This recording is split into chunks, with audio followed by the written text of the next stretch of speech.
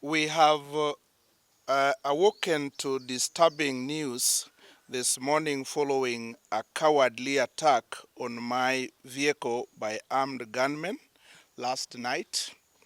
This incident has been formally reported to the relevant investigating authorities who have since launched an in-depth into the matter. We remain confident that justice, the justice will be served and the perpetrators will be brought to book. However, in light of the office I hold and the increasingly worrisome trend of political violence, especially the targeting of leaders in Kasipul constituency, this attack is not only alarming but deeply troubling. While we patiently await the findings of the investigation, I call for calm among the public and urge everyone to refrain from speculation that could heighten tension or derail the pursuit of the truth. The people of Kasipul are still grappling with the tragic loss of our Honorable MP, Omogavana, whose brutal murder shook this community to the core, and now, before the wounds even begin to heal, another shockwave has been sent through our midst. Let me be clear, we cannot and must not allow our politics or leadership disagreements to descend into bloodshed, intimidation, and revenge. Ladies and gentlemen, a society that allows violence to become a tool of resolutions is a society on the brink. Violence begets violence, and if we don't put a stop to it, the cycle will consume all of us.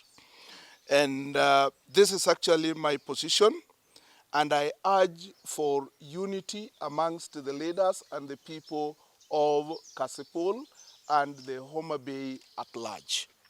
That is actually my position, and I stand by the brief I've given. We are going to give further information later. Before yesterday's incidents, I'd already received some threats, of which I didn't take seriously, and I didn't also know that it would happen so soon like yesterday. During the funeral, there was a plan for me to be attacked, and that is why I did try to avoid the funeral. And this, I even conveyed the message to some key people that I would not attend because of the threats. I only hear it from the media that I'm about to resign. Again, I'm about to be impeached. And these ones have been actually flying. And if that is the position, then I'm also waiting to hear when I'll be impeached. And that resignation, just as I've said, I'm also reading it. We are still mourning our beloved MP who passed on a few days ago through the same incident. And we have seen many things happening left and right. I think it is the best time for us to take action whenever we hear any light information about killings, because it was experienced less than 2 weeks ago. I think it is only 3 days after we had the burial of our beloved MP Omogavana. I remember Mr. Ngondo said severally about is the threats of his life. And nothing was happened, nothing was taken as serious, and it comes to an end that he was killed.